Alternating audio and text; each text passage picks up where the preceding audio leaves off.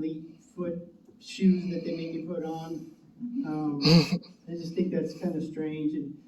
And then the bumpers, like everybody gets bumpers now. And I'm not gonna lie, like when I was playing her, even when she was in her older age and shaking with the 8-pound ball going down the lane, I tried to put the bumpers up. She wouldn't let me. But she would still kick my ass at bowling, usually by like 70, 75 pins, even late into her years. And she was quite the card shark. And if you had the balls to like belly up to the table and put some money on the table, she'd gladly take it from you without blinking, no problem. I've always heard that comedy comes from a dark place of pain. And I am no exception to that rule, as most comics have had some kind of trauma or pain or whatever in their life. And like most comics, you have my dad to blame. He didn't touch me or anything, nothing like that, like some comics have been. But he's always said you could never have enough humor in your life.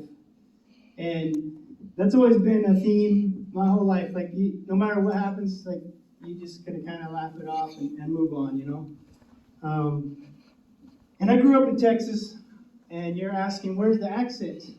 Well, I spent 2 winters in Illinois, and I don't know if any of you guys have been out there, but I think that accent has been buried under some cornfield out there, under the snow. It was always interesting out there. It would snow like 2 inches, but your vehicle would be just buried. Like you could not leave. It'd be swirled around your car like 5 foot high. I don't know how that happened. And there's another instances where 2 inches is a lot. And that's when you're trying to eat a sandwich. Like 2 inches of meat, that's a lot. And if you can eat one of those gargantuan sandwiches from Jimmy John's without touching your teeth, you need one of them OnlyFans pages I hear about. But my pain came from my first marriage, and let me see. So in our first year of marriage, we had a daughter that passed away, and 6 months later, we had a house fire that burned everything up. And at the time, I didn't see the big giant red flags of despair blowing in the wind. Like God was like, hey bro, like the kid's gone, you have no connection with her.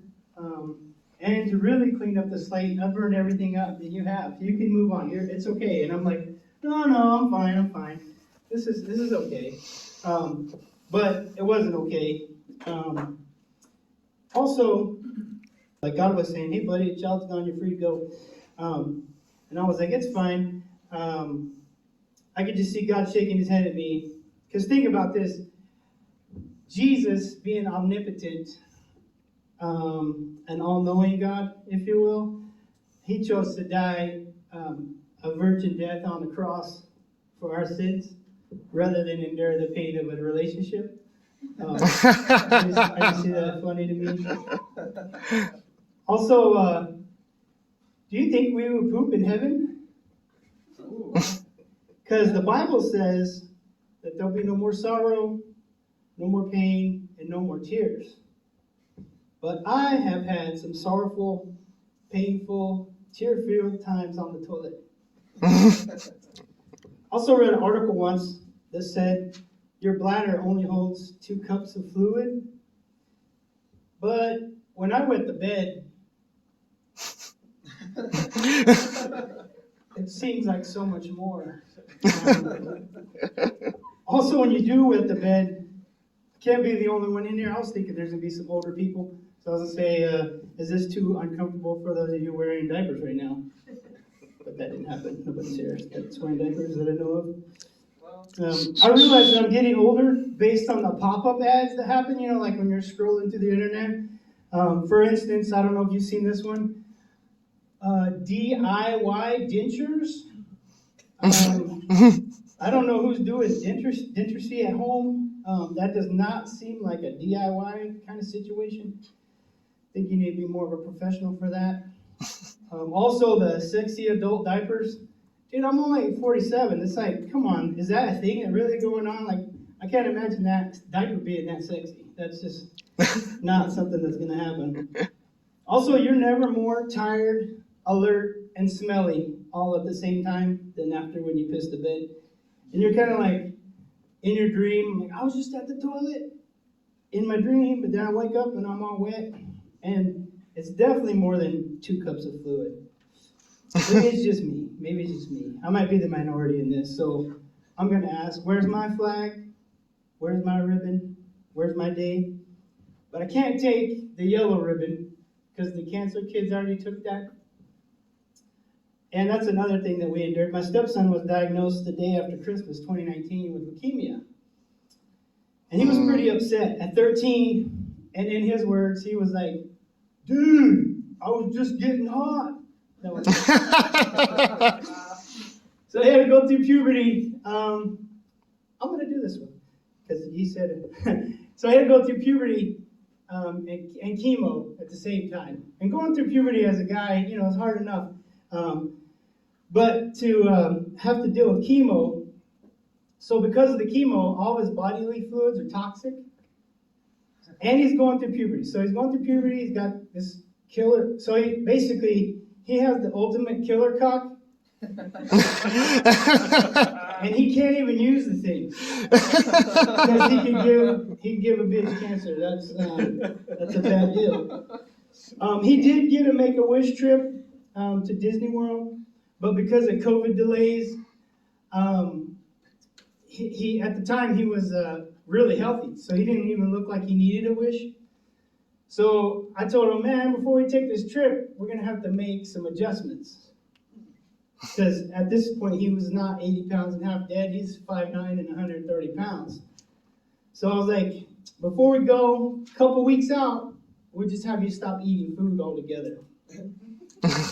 And no more going outside, you stay indoors. And then we'll shave your head every day when we're on this trip. We want to make it look like you earned it, you know? Because you don't look like you should be walking to the front of the line, passing people in wheelchairs and stuff. They're going to be pissed because he looks so good, you know? I told this story the other night at a show, and I left it because they don't know whether he's still alive or not. So I left that cliffhanger there. So I was a mortician for 18 years, and I've always heard that they would say, people would tell me, it's so great, like your clients are always quiet, like they never complain. But it was never the deceased that was the issue. It's all these breathing survivors that were the problem. It was so annoying at times, you know. First of all, they always acted like it was my fault that Bob was dead. And I didn't even know Bob until I got a phone call telling me that he died. Or that he even existed. Also playing referee with Bob's family and his new wife and his first set of kids. So much fun. Especially when you got to explain to the kids that they have no authority at all. And the inheritance they thought they were going to get is now all Barb's. Those good times, you know. Also, if you're planning a funeral, Mondays and Fridays are really the best days for attendance numbers. A lot of people think Saturday because we work, but we don't have enough nice Saturdays, as you can tell, like in North Idaho. It's not a priority for people to go to a funeral. However, if you have a Monday or Friday service, for instance, if you find out on Facebook that your friend from middle school died, and you haven't even talked to that guy since middle school, you'll still go to that funeral if it's on a Friday. You'll call your boss, you'll be like, I got some bad news. My friend from middle school passed away. His funeral's this Friday. And you'd be like, voila, I got a free 3-day weekend. It's awesome. All you have to do is sit through a couple, 3 crappy songs that the family's picked out, listen to some lies about the deceased. Like, everybody's a saint when you're dead. It's I think that's a good time, you know, because nobody brings up any dirt at the funeral. Except for at black funerals. Black funerals are a lot different. They'll talk shit about you there.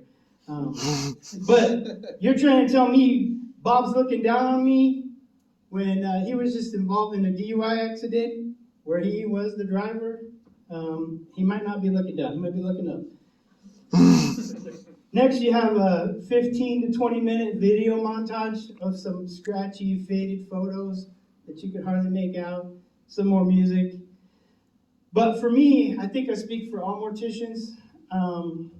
The worst for me was always, the minister that took advantage of a captive crowd to do an altar call. Man, I can't stand these guys. They're like, won't you come? Jesus is calling. Won't you come? We got brochures in literature. Won't you come? Bob, we want you to prepare your heart for the Lord. Won't you come? It's too late for Bob.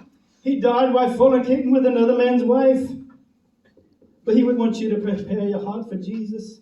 Those guys drive me nuts. Also, one of the first funeral homes I was at, the owner, he kind of took me aside and he was like, hey, Billy, I need to talk to you. I'm like, all right, what's up? He's like, you need to shave your beard. And I'm like, what are you talking about? I've had facial hair like since it started to grow, kept it the whole time.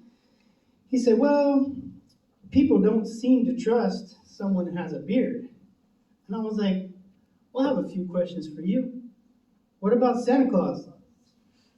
He's giant, has a beard, everyone loves him, and even if the beard's fake, people will take their kids to the mall and sit on some stranger fake Santa's lap, and he's got a beard. I said, I don't understand that. What about Abraham Lincoln? They called him Honest Abe. I mean, I don't know. They trust him, right? I'm sure all the black people trust him. He set them free. Finally, have you ever put your trust in our Lord and Savior, Jesus Christ?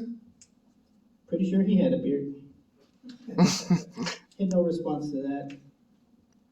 Have you ever gotten canceled on Facebook by like a friend or family member, but you don't even realize it, you know? Like, this happened to me the other day. I went to send my wife a video, and it wasn't working. And I'm like, what's up with that? So I text messaged my wife. I'm like, hey, I'm trying to send you this video on Facebook. And she's like, well, we're not friends on Facebook.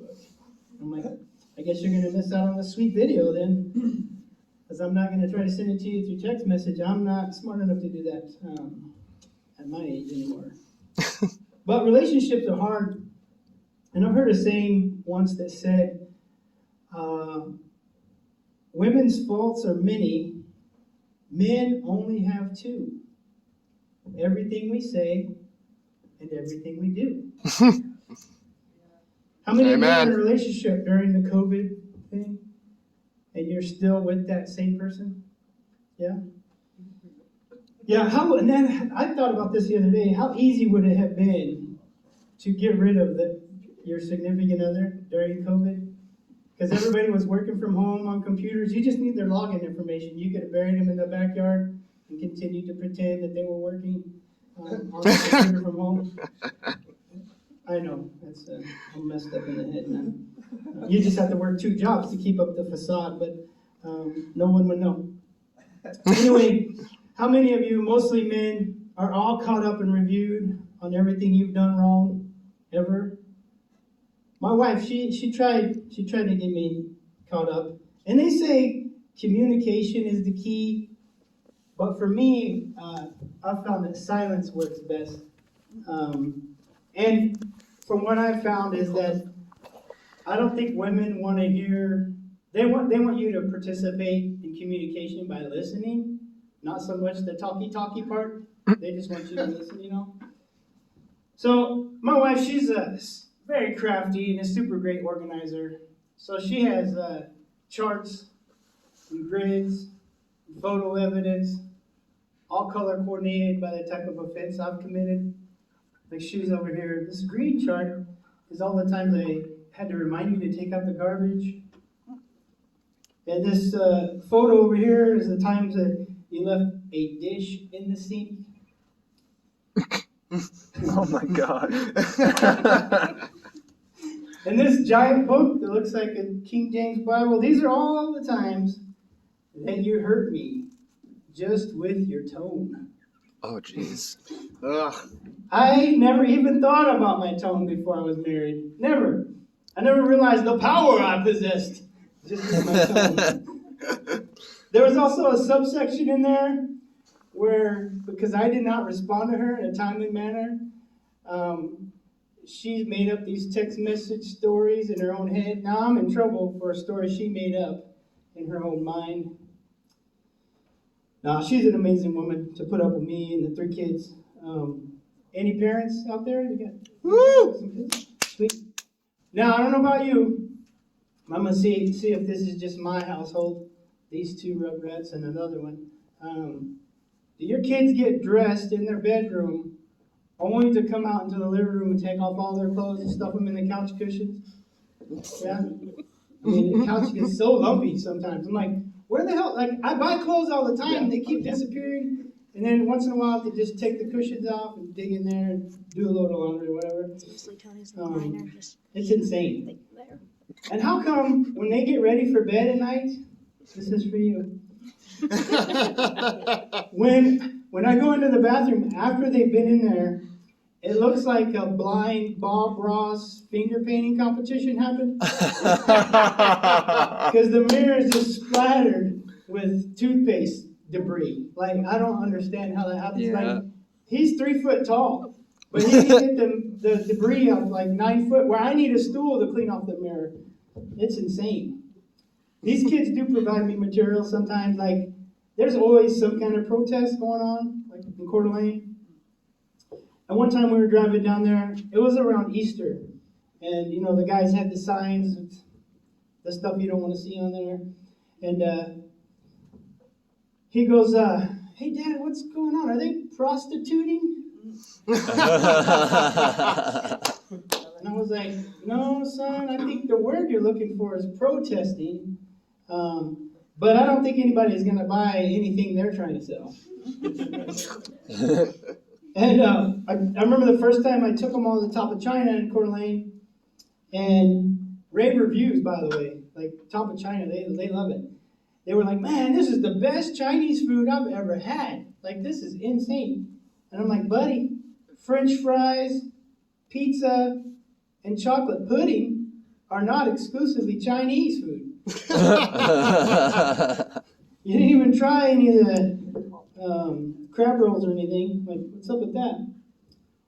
Also with the text messaging, like, I'm older than most of you guys, so like the text messaging, it messes me up sometimes. Like, there's a Tubbs Hill in Coeur d'Alene. My wife likes to go over there and take a walk once in a while. And the other day she went over there, and I waited a little bit, sent her a message, and I said, did you survive Tubbs Hill? That's the message I sent. And like I mentioned before, you women are pretty quick, like quick draw McGraw with the text messaging. She didn't respond. Usually, no for you, like if they don't respond within a little, like 5 minutes, something's wrong, bro. Like, you're in trouble for something you don't even know about yet. So I was like, I'm going to try to figure this out, but I looked back at my phone.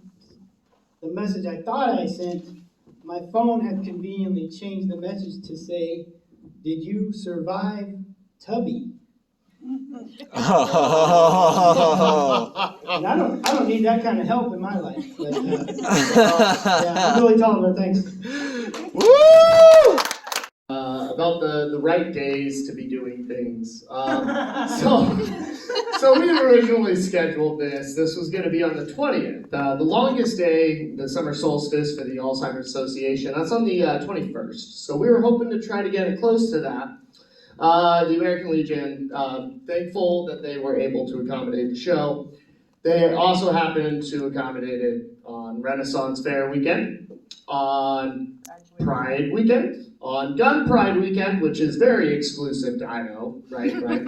I mean, so for the turnout that we have, I'm extremely happy. And the reason why is because I know everybody in this room. I know you all. You guys are all very close to me. Got my buddy Johnny over here. He served in the Army. Let's give it up for that. Yeah, absolutely. We love our veterans, and that was one of the reasons why I chose this location. Was just knowing all the great veterans that I've known in my life. And let's see. We got Maddie back there. Maddie is the assistant manager over at Dutch Bros, and she's about one strike away from kicking me out for sexually harassing all the ladies there. So you gotta be careful. Those baristas have no business being as attractive as they are, and I'm just over here trying to get my coffee. Oh fucking hey, Scotty.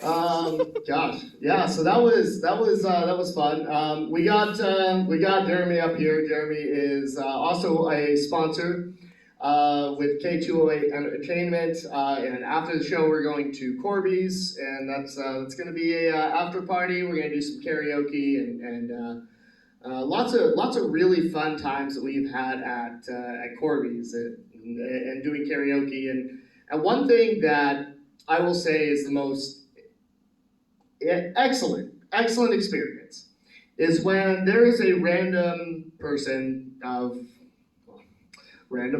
color who's there, and then I get up on the mic, I drop some Kendrick, they come up to me and they're like, "You're invited to the cookout." Bro, you know how many cookouts I've been invited to at this point. It's actually pretty great.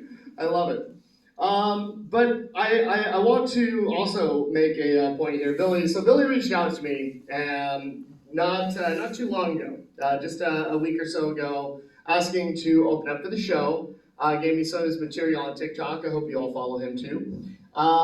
And so we actually came here to the American Legion. They do breakfast on Sundays. He's telling me about his previous job as a mortician. One thing that I want to mention is that is absolutely incredible that he is able to do that, because if you put me into a mortician's office, I would die right away thinking all these colored Kool-Aids that they have, embalming fluids, I'm not sure. Oh my goodness. There's no purpose. There's no purpose for him being so colorful and fruity looking, right? Oh my gosh. So, well, I hope you guys are having a great time tonight. We are about to start here with our next act. He opened up for me at my last show at Corby's. His name's Forrest. And I'm going to go ahead and bring him up on stage, and let's give him a round of applause. For Johnny Depp. Amen. Actually, I'm not super ready for this, but my entire life's a joke, so, it should go fine. Woo! One of the biggest jokes of my life has been dating. Doesn't work very well for me. Either I don't get a warning, or the warnings don't come until, 3 months in. Which, it's fun. Or if I do get a warning, it's hey, when I drink, I might pee the bed. Hell yeah. Thanks for bringing that up, by the way, because, it's way more than 2 cups. Yeah. Way more. But dating apps are something that I've been trying to give a go, and they kind of suck. Either you match with somebody and they're incredibly dull and have no personality, or you are like Scotty and you just don't match with anybody. It's pretty fun. But one of the things that a lot of people like to see, for some reason, the girls like that I'm a construction worker. I don't get it. I really don't. My hands are always smashed up. I have cuts on me all the time, and I'm covered in dirt. That's not even a joke. And I smell bad. There's no perks to a construction worker. We're stupid, honestly.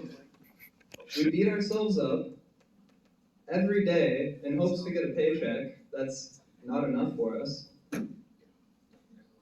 Or it's enough and we go blow it at the bar like my foreman. One or the other. And, we're gross. I'm glad somebody understands how gross we are. I'll try and explain to you guys. I had a pee one day at work, so I was, walking my happy ass over to the porta-john, and I get over there, and sitting outside of the porta potty was a bottle full of pee. Outside of the porta potty. They couldn't wait 2 seconds to, open the door, close it up, and it doesn't take long. And I knew it wasn't apple juice because it smelled like coffee. They didn't put the cap back on the top. It was brutal. But, a lot of the guys, one of the things that we like to do when we get off work, is calm down the body, do a little bit of something to help us not hurt as bad. Some people like to drink. I personally like to, smoke a little bit of weed. And I forget how strong some things can be. Like edibles, for example. I thought that I was some real cool dude and that I could take a lot and that I would be just fine because, I'm a badass stoner and no, I am not. I bought myself, a bag of 10 cookies and I was like, oh, these cookies taste really good. So I ate all 10 of them and they take a while to hit. So I was like, well, I'm not feeling anything. It's only been 25, 30 minutes. So, I'll smoke a little bit. I'll smoke a little bit more. And all of a sudden, an hour and a half later, I'm having to think about breathing in order to be able to breathe. Thankfully, I didn't die. It's been some good times with it too, my buddy Tanner, him and I smoke a lot when we do see each other. And we actually met over Facebook, being the age group that I'm in, social media rules my life. And I went out to Texas to meet him and come back to Washington State. We drove back in December, and it was horrible because our brakes went out on our car, but that's a story for another day. It was a bad time to go, man. Yeah, it was a great time to go. What do you mean? And on our way back, we had to pee, so we stopped at a rest stop in Texas. And nobody else is there. It's the middle of the desert. And, we're walking in hand, just skipping our way in there. And, I'm at the urinal going pee, and I look down, and there's a ring sitting inside of my urinal. And so, me being very surprised, I'm like, dude, there's a ring in here. You gotta come check this out. And so, he's like, oh, all right, comes on over. Nice, man. Good size, too.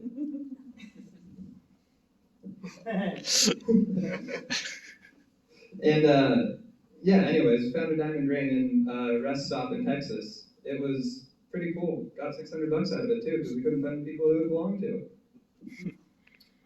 But, sorry, I just got a Tinder match. Speaking of dating.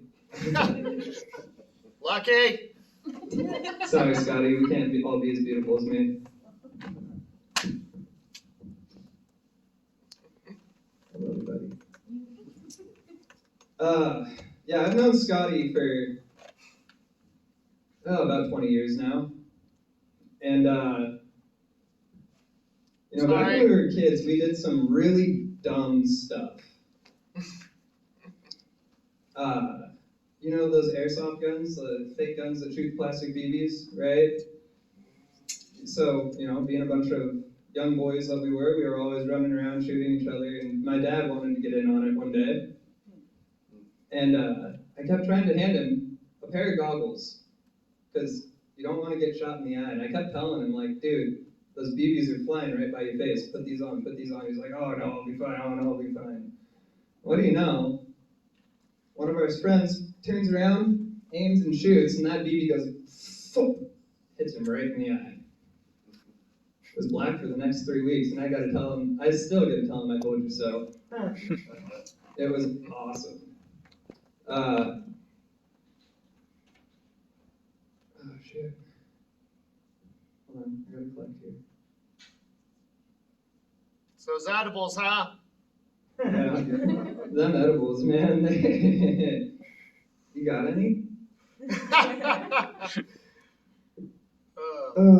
Yeah, sorry guys. I'm losing my train of thought here. I'm gonna pass it off to Scotty here. Thank you. Scotty.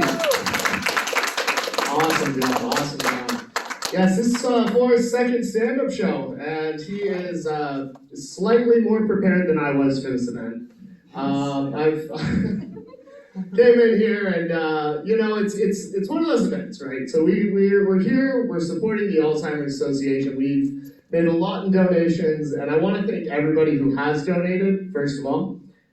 And second of all, I want to thank everybody who shared their stories, who's, you know, come here for the information and for everything like that, because it is a cause that means a lot, right? It's a cause that means a lot to me. It's Alzheimer's dementia, something that runs in my family. Excuse me.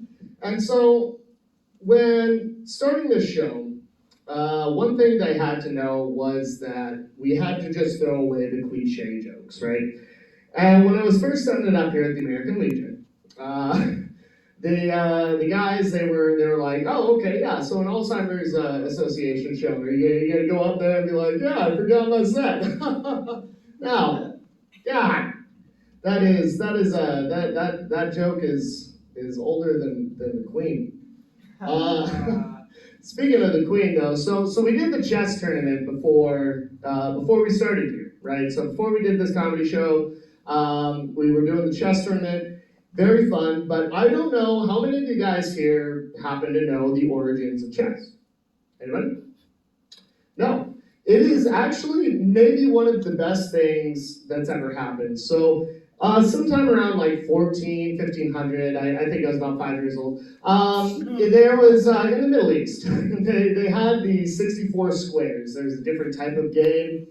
And what had happened was following a war, a child, prince, had to go to his mother and explain to his mom how his brother died in battle. Let's just take a second there. Yeah, Mom. Here, let me just show you real quick. So we're attacking them here on this flank, right? And then we move our other flank pawn, and then they just yeah, Johnny got shot. He's done. He's gone, guys. Imagine having to tell your mom that is the story. So that's one of my favorite origin stories. Definitely one of the best origin stories of any kind of sport. You know, we could go back and talk about other sports, football, or, you know, which isn't even the same sport depending on wherever you live. Chess is universal. One of the reasons why I picked it, right? Definitely love the sport, love the event. And I also love comedy. You know, I love coming here and doing comedy. And I think that's one thing that is really difficult for a lot of people to understand about doing stand-up comedy, right? Is the amount of pressure, right? Even here in this room of friends, right? People that I've known. I've known Johnny since high school. In fact, actually, both of our parents, both of our dads were in the same platoon or... His bunkmates, yeah. Yeah, they were bunkmates. So they served together. So we have history. Me and Aaron, we went to high school together. Forrest and I. We're gonna repress that. Ben back over there. He's actually a buddy of mine from a very, very long time ago as well. And you know, so I know everybody in here, and I still feel that pressure. There's still that intense amount of pressure because it's just me up here trying to tell you guys a joke. And when I try to form a joke, you know, I can't just come up here and be like, hey guys, why did the cantaloupe go to the beach? Why? He wanted to be a watermelon. No. You know I've laughed at. That's the point, you guys. We can be up here making dad jokes. We can be up here making puns. The important thing is that we're having fun, right? We raise awareness You know, and when this show is over, you know, because as we're getting through COVID, as we're getting booked on days that are just abhorrent, we're really hoping that you guys look for this Scotty Can't Do Comedy on TikTok, YouTube. Share some of your favorite bits, some of your favorite jokes from Forrest and Billy, because obviously, not me. I'm just up here doing my best, guys. And I do really hope that you guys can help us spread awareness for the cause. Charity is very important. Alzheimer's Association in particular, and you know I love that Billy came up here with a story. You know, and I could talk to. I had my grandma, my grandma on my father's side. She had dementia. She got dementia at a late age, and the hardest part, I would say, is having to hear the repetitiveness. Every single morning, she would say, "Oh my gosh, Scotty, your dog Polly, he slept with me on the foot of the bed. It was so sweet." And I'm like, he sure was so sweet. He really was. He slept with me like the last 5 days. But she had said that every single day for 2 or 3 weeks. And I'm having to come up here and put up like this fake smile and be happy and understanding, just like I do every day in life, but specifically for the for the case. It is hard. It is very difficult. It's a heartbreaking, you know, a disease, Alzheimer's and dementia, and it's something that is again impossible to joke about, right? I'm not going to come up here and give you guys the cliche joke as we already talked about. I'm going to come up here and I'm going to tell you that it's a very serious issue, and it's something that if you help raise money, help raise awareness for the cause, and don't forget to visit the booth back there before she leaves. She's got to go. She's got to go. She's like the old 80s song, you know, one headline. Yeah, don't want that ticket in Spokane, I promise you. So I encourage you guys, before you leave, to make sure to stop by there, get some information, get some flyers, and definitely make sure that we get that information spread. And yeah, that's where I'm at, right? I'm up here, very underprepared. I came up here, I forgot my set list. That's not a joke. That's not a joke with the Alzheimer's Association, that's a real thing. So I'm up here freestyling, right? And the problem is I can pick on everybody in here, you know, all day long, right? Every single one of you guys is a perfect target. Oh, you? Yeah? Oh my God. You're begging to be degraded so bad you need to get a wife and fold the towels. Yeah. Do another. Oh, do another. Yeah. I bet you'd like that, wouldn't you? Yeah. Yeah. Why don't you ask little Miss Boots right next to you if she'll step on you? We got Jeremy up here. He looks like he's golfing. And actually, this whole row, right here, we have the rich white guy look. I don't understand. What is that hat called? Is it called the IPA drinking hat? What? It's waterproof. It's waterproof. Oh my gosh! Wow. Yeah, that's because it gets so many ladies wet, huh? Oh, my bad.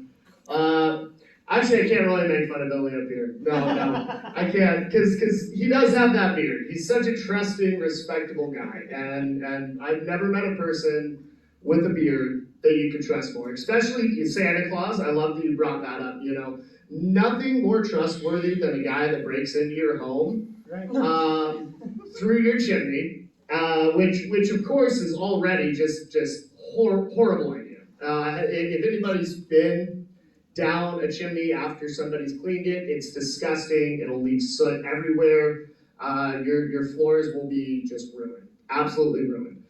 But that's trustworthy. That's absolutely who I want in my house. I want anybody in my house. God, Forrest over there talking about how I haven't gotten a single match on Tinder yet, which is fair because I have. You got 3, right? Well, two of those were scams, so. Oh. Well.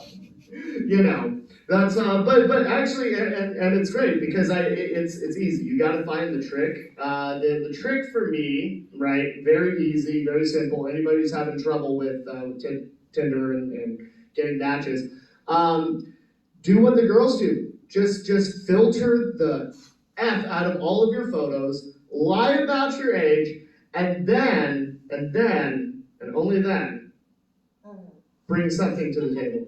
And for us, man, and for me, I made sure that it was a wad of cash. It was like $4,000 or something.